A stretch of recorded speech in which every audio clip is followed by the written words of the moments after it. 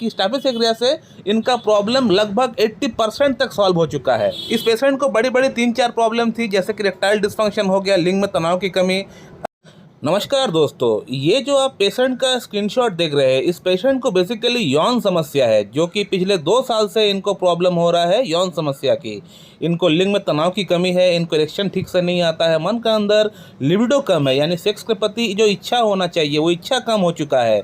और ये problem suddenly इनका अंदर डेवलप हुआ, अचानक से, जस्ट 2 साल पहले अचानक से इनका अंदर डेवलप हुआ है, जिसके लिए ये पेशेंट बहुत जगह से इलाज भी कराया है, होम्योपैथिक, एलोपैथिक, यूनानी, आयुर्वेदिक, हर जगह से इलाज किया हुआ है, लेकिन कुछ खास परिणाम इनको नहीं मिल पाया है ट्रीटमेंट से। तो इस पेशेंट को मैंने आज से 2 महीना पहले पूरा थॉरोली केस टेकिंग करके मैंने इनको स्टैफिलोकोकस होम्योपैथिक मेडिसिन को प्रिस्क्राइब किया था एलएम पोटेंसी में 0/1, 0/2, 0/3, 0/4।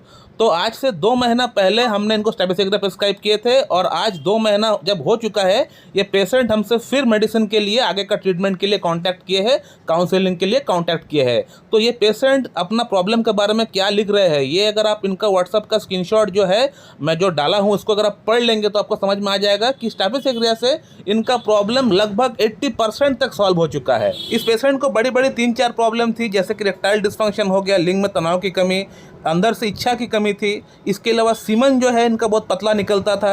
इसके अलावा थोड़ी सी इनको स्किन की प्रॉब्लम भी 2 साल पहले से ही स्टार्ट हुआ था।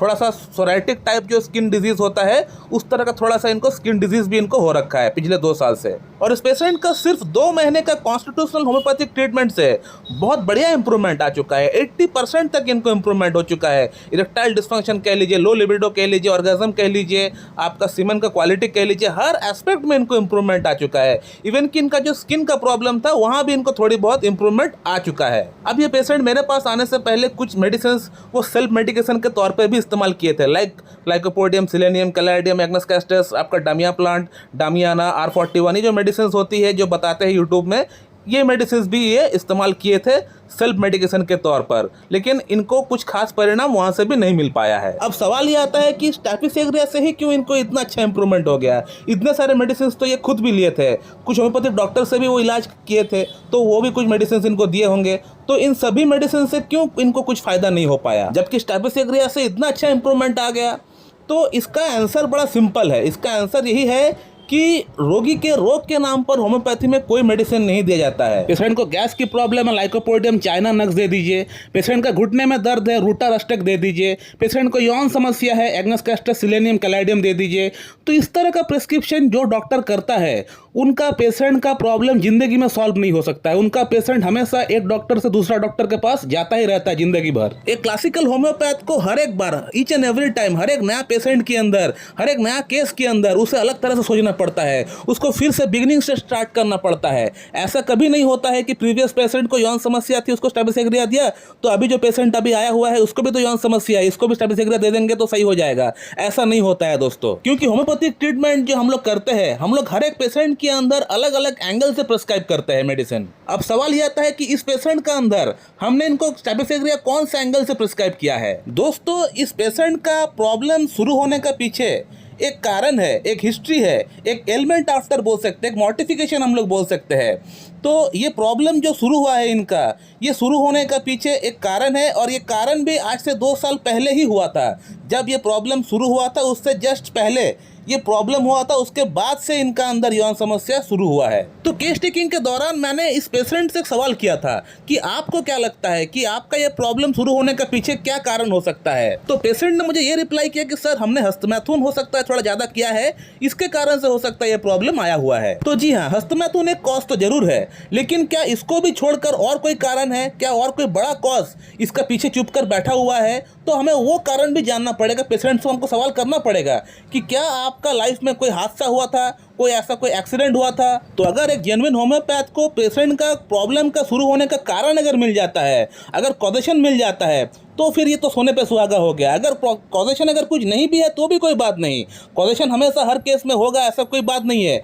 लेकिन अगर कॉजेशन अगर मिल जाता है, अगर कोई केस में कॉजेशन है, कोई बड़ा एलिमेंट आफ्टर है, तो अगर मिल जाता है तो फिर ये बहुत ही बड़ी बात है, बहुत ही अच्छी बात है। पेशेंट के लिए ये भी अच्छी बात है, डॉक्टर के लिए भी अच्छी बात है, क्योंकि पेशेंट का प्रॉब्लम को सॉल्व करना फिर उसके लिए फिर कोई बड़ी बात नहीं रहेगी। ये यौन समस्या क्या, इससे भी बड़ी बड़ी प्रॉब्लम हम लोग ठीक कर सकते हैं। ऐसे ऐसे प्रॉब्लम ठीक कर सकते हैं जिस प्रॉब्लम को ठीक करने के बारे में एलोपैथिक डॉक्टर सोच भी नहीं सकते हैं। तो फर्दर पेशेंट से बात करने के बाद, केस में इन्वेस्टिगेशन करने के बाद मुझे ये पता चला कि आज से 2 साल पहले पेशेंट का बड़े भैया का शादी हुआ था और पार्टी के दिन इन्होंने काफ़ी ज़्यादा अल्कोहल कंज्यूम कर रखा था, जिसके कारण से इनका फादर ने इनको भरी सभा में सबके सामने इनको स्लैप लगाया था, थप्पड़ लगाया था और इंसल्ट करके इनको वहाँ से भेज दिया था। तो इस पेशेंट को बहुत ज़्यादा इंसल्टेड फील होना पड़ा कि पिताजी ने सबके सामने थप्पड़ लगा दिया, खरी खोटी सुना दिया और उनको वहाँ से तबाह कर दिया। इनको गुस्सा भी बहुत ज़्यादा आ रहा था पिताजी के ऊपर, लेकिन आखिरकार वो क्या कर सकते, पिताजी है, वो रिटालिएट नहीं कर सकते उनका ऊपर, तो गुस्सा को भी इनको पीना पड़ा। और इस पेशेंट ने अगला 2 दिन के लिए अपने आप को कमरे में बंद कर रखा था, कैद कर रखा था